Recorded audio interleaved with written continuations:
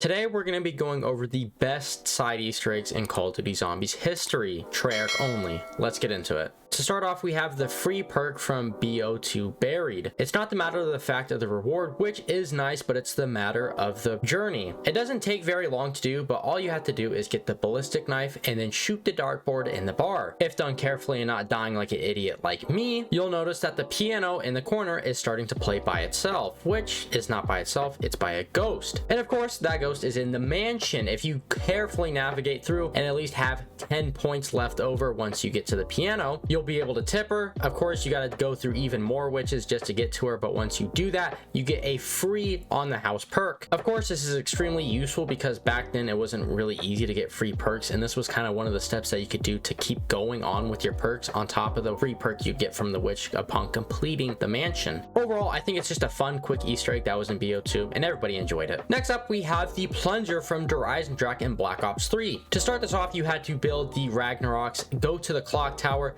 put them down behind the clock, let them activate for a second, and then go quickly down the stairs and you'd be able to activate a switch. With this switch, you'd be able to activate it and then go outside and check the clock tower. This would allow the player to run the clock in any direction of hand, but ultimately to get the reward, you had to land on the numbers 935. Of course, this is a reference to 935, the group facility, and also 115, which was really a unique Easter egg that we got. A little bit difficult on solo, but if you have 2 or 3 players to do it with you, it's actually extremely fun. Once completed, all you had to do was go to the clock symbols around the walls. In the ritual room, you'd be able to teleport back into the past, and on the table would be a plunger. But of course, not any plunger. Of course, this one can kill zombies and destroy panzers. It's extremely fun and is a unique Easter egg to not only the map, but the actual castle's history itself in real life. Personally, I don't think we get enough melee upgrades in Zombies history, and this was a fun and unique way to do it. One of the most infamous memes of Black Ops 1 Zombies was actually turned true in Black Ops 3 Chronicles. In BO3 Moon, you were able to actually spawn a space dog that would roam around the map. This was a meme constantly seen throughout the Zombies community in 2011 to 2014, and then after a while it started to dissipate, and many players forgot, and many others were just joining the community at this point. Of course, with Black Ops 3 though, the community popped back off, and you were actually allowed to have this in Chronicles. To do this, you'd have to do a little tiny quest in order to achieve this that would have you constantly going back and forth between a dog bowl that you would see in the map. Many little tasks had to be completed in order to activate this sweet, super cool Easter egg that referred back to the community, and they weren't hard at all. They were just really simple ones that were eventually led up into a soul box, which kind of refers back to the actual Easter egg within Moon on Black Ops 3. You can do this relatively quick. See, I've done it at round 5 and below. It just requires the player to actually traverse the map and know what they're doing. Once knowing how though, it is pretty simple, and you get to top it off with the soul box, which is pretty sweet and simple and easy, which is a really nice nod from Treyarch. Once completing the soul box, you could go to the teleporter and you could see slowly in the distance a dog jumping around in the map. You could only see him in this area specifically, and he only lasts for about a couple of seconds, maybe 10 to 20 to 30, which isn't too bad, but it's just a nice little throwback that we've seen in the community and has to be one of the best side Easter eggs in Call of Duty Zombies,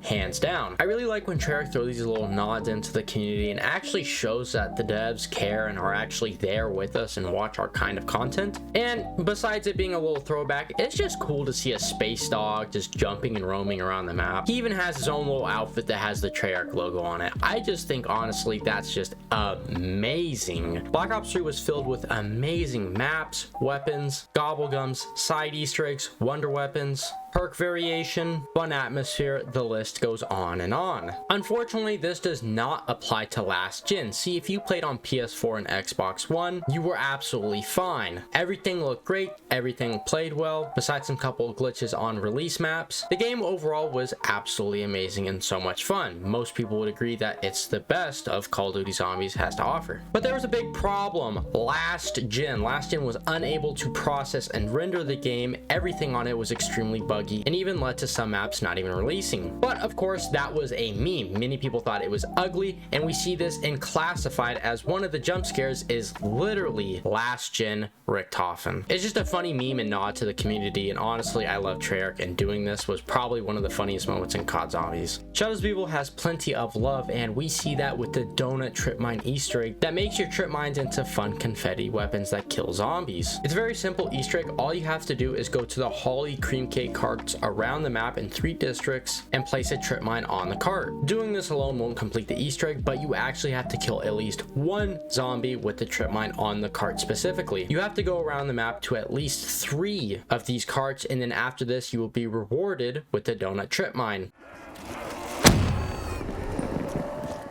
They definitely sound cool and looked extremely pretty, and always activate and explode donuts all over the ground. I don't know why, I've always loved this side Easter egg, and every time I have some hours to kill, I always boot up Shadows of Evil and complete this Easter egg alone. It's a little bit unfortunate how the actual trip mines are a little bit sucky, but to me, I think having the extra color in the map and hearing the little extra effects just really make my day, and I don't know why, it's just a really fun and pleasing Easter egg to do. It's very simple, and also you could actually see the donuts on the ground, which make it 10 times cooler. Usually they just fade away, but they just sit there for at least a solid minute, and if you don't kill too many zombies, they'll actually stay there for a while. Unfortunately though, they do not kill Margwas whatsoever, so if you try to use these against the big meaty boys, you're unfortunately probably going to die. They don't even damage them for some odd reason. You can't get a critical hit with them and cause them to lose at least 1 head, which is a little bit unfortunate, but it would have been at least nice to see these get a little bit of a damage buff and also kill Margwas at the same time. Overall, I love this Easter egg, and it has got to be one of the best in Call of Duty Zombies.